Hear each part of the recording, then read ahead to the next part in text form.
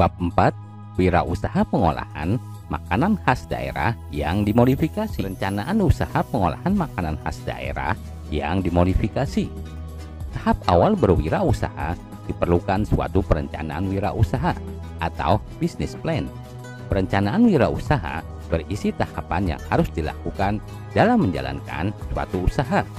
Beberapa hal yang harus dipersiapkan saat akan mendirikan usaha yaitu: pertama, nama perusahaan; kedua, lokasi perusahaan; ketiga, jenis usaha; keempat, perizinan usaha; kelima, sumber daya manusia; keenam, aspek produksi; ketujuh, aspek pemasaran. Sistem pengolahan makanan khas daerah yang dimodifikasi.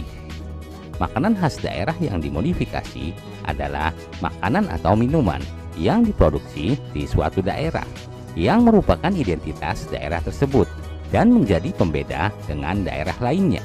Kemudian dilakukan sentuhan inovasi pada produk tersebut sehingga mempunyai mutu yang lebih baik. Produk makanan hewani khas daerah adalah makanan khas daerah yang bahan baku utamanya berasal dari bahan hewani seperti ayam, daging sapi, ikan, dan telur. Beberapa contoh produk makanan khas daerah hewani yang ada di Indonesia, misalnya telur asin, dadih, rendang.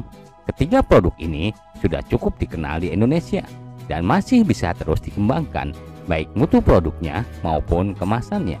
Produk makanan nabati khas daerah adalah makanan khas daerah yang bahan baku utamanya berasal dari bahan nabati seperti sayur-sayuran, buah-buahan, umbi-umbian, kacang-kacangan. Produk makanan nabati khas daerah jumlahnya sangat banyak di Indonesia. Hampir di setiap daerah mempunyai banyak makanan khas daerah yang berbahan baku nabati.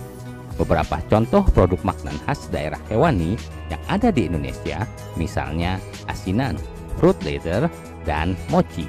Ketiga produk ini juga sudah cukup dikenal di Indonesia, tetapi inovasi terhadap produk ini masih bisa terus dilakukan, baik inovasi produk maupun kemasannya. Analisis sistem konsinyasi yang dimodifikasi. Pengertian sistem konsinyasi. Sistem konsinyasi adalah sistem kerjasama pemasaran antara pemilik barang dengan pemilik warung atau toko, atau sering disebut sistem titip jual. Sistem konsinyasi ini tidak rumit.